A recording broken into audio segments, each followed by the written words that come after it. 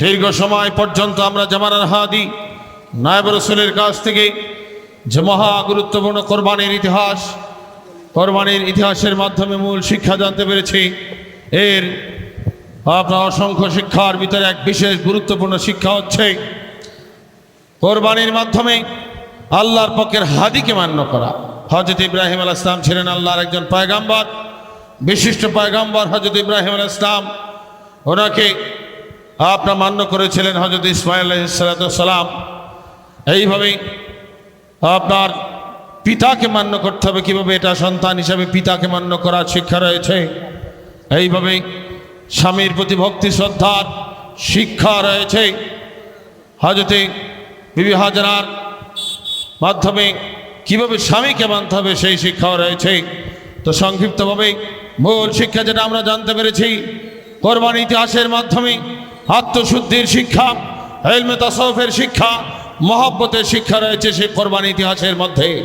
কাজেই সমস্ত দেশের, সমগ্র দেশ, সমগ্র বিশ্বের সমস্ত কোরবানির দিনে ঈদুল আজহার নামাজ এবং ঈদুল আজহার মাঠ থেকে ঘোষণা করার প্রয়োজন ছিল। যার সঙ্গে আমরা সবাই মিলে তাসাউফ হাসিল করি, আর তাসাউফ হাসিল করার জন্য একজন কামেল মুর্শিদ গ্রহণ করা ফরজ। কাজে আমরা চলুন সবাই তাসাউফ হাসিলের জন্য একজন কামেল মুর্শিদ আমরা গ্রহণ করি। এই মুর্শিদ গ্রহণের চেষ্টায় যারা থাকবে এবং এই অবস্থায় ইন্তেকাল করলে কবরে আল্লাহ দুইজন ফেরেশতা প্রেরণ করবেন, এই বর্ণনা কিতাবের ভিতরে এসেছে। আর যারা হাদি থেকে আখিরাতের উস্তাদ, রসুলের যুগে রসুলের বর্তমানে নায়েব রসুল থেকে যারা দূরে সরে থাকবে, তাদের কাছ থেকে ভেগে থাকবে, তাদের মওত ইসলামী মওত হবে না, বরং আইয়ামে জাহিলিয়াতের কুফরি মওত হবে, বলেন নাউযুবিল্লাহ। যেমন মুসলিম শরীফের হাদিসে এসেছে, মান মাতা ওয়ালাইসা ফি উনুকিহি বাইআতুন মাতা বাইতাতাল জাহিলিয়া। যে ব্যক্তি মারা গেল কোন অবস্থায় সেই তার গলায় বায়াত নাই, অর্থাৎ সে আখিরাতের একজন হাদি উস্তাদ গ্রহণ ছাড়া মৃত্যুবরণ করেছে, তার রসুলের যুগে রসুলের বর্তমানে নায়েব রসুলের হাতে বায়াত গ্রহণ করে নাই, তার মওতটা ইসলামী মওত হবে না, বরং আইয়ামে জাহিলিয়াতের কুফরি মওত হবে, বলেন নাউযুবিল্লাহ। এই জন্য বায়াতের গুরুত্ব আরোপ করা হয়েছে। এই বায়াত একজন সত্যিকার আখিরাতের উস্তাদের কাছে ধর্মের জরুরি বিষয় শিক্ষার জন্য বায়াত হওয়া জরুরি ফরজ। আর বায়াতের অনেক বর্ণনা আমরা নায়েব রাসূলের কাছ থেকে শ্রবণ করেছি। এইভাবে আল্লাহর আপনার দিন শিক্ষা আমল জারি কায়েমের জন্য একজন উস্তাদ প্রয়োজন, এবং একতাবদ্ধ হয়ে আল্লাহর দ্বীনকে সারা বিশ্বে প্রচার প্রতিষ্ঠার লক্ষ্যে আখিরাতের একজন উস্তাদ গ্রহণ করতে হবে, নেতা প্রয়োজন। এইভাবে হযরত ওমর ফারুক রাদিয়াল্লাহু তাআলা আনহু তিনি বিশ্বনবীর ইন্তেকালের পরে হযরত আবু বকর সিদ্দিক রাদিয়াল্লাহু তাআলার হাতে বায়াত গ্রহণ করেছিলেন। হযরত ওসমান গনি রাদিয়াল্লাহু তাআলা আনহু হযরত ওমর ফারুক রাদিয়াল্লাহু তাআলা আনহুর কাছে বায়াত গ্রহণ করেছিলেন। এইভাবে পর্যায়ক্রমে হযরত আলী কারামাল্লাহু ওয়াজহু দেখা যায় ওনার জীবনে 4 বার উনি বায়াত গ্রহণ করেছেন, বিশ্বনবীর হাতে বায়াত গ্রহণ করেছেন।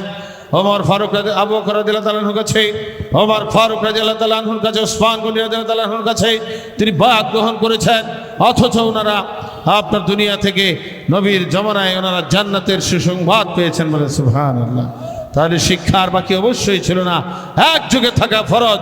কাজে হাদির নেতৃত্বে এক যুগে আপনার থাকার জন্য মস্ত বড় ফরজ দায়িত্ব পালনের জন্য এইভাবে সাহাবায়ে কেরাম একের পর এক বায়াত গ্রহণ করেছেন। তা আমরা আজকে জামানার হাদি নায়েব রাসূলের কাছে বায়াত গ্রহণ করেছি। এই বায়াত গ্রহণের মাধ্যমে আপনার কোরবানির ইতিহাসের এক বিশেষ শিক্ষা, আখিরাতের একজন পরিচালক ওস্তাদ নায়েব রাসূলের হাতে বায়াত গ্রহণ করে শিক্ষার চেষ্টায় থাকতে হবে। তবে মোহতারাম হাজিরিন, এই কোরবানির ইতিহাসের মাধ্যমে অনেক শিক্ষা, এই অনেক শিক্ষার ভিতরে এক বিশেষ শিক্ষা হচ্ছে হাদি গ্রহণ করা, হাদির মাধ্যমে পূর্ণাঙ্গ দিন শিক্ষা আমল করা। তো মোহতারাম হাজিরিন, আল্লাহর পরিপূর্ণ দিনের রূপরেখা এবং কি বিষয় আমাদেরকে শিখতে হবে সেই বিষয় আমরা জামানার হাদি নায়েব রাসূলের থেকে সংক্ষিপ্ত পরিসরে দলিল আদিল্লার মাধ্যমে আমরা জানতে আপনার পারবো ইনশাআল্লাহ।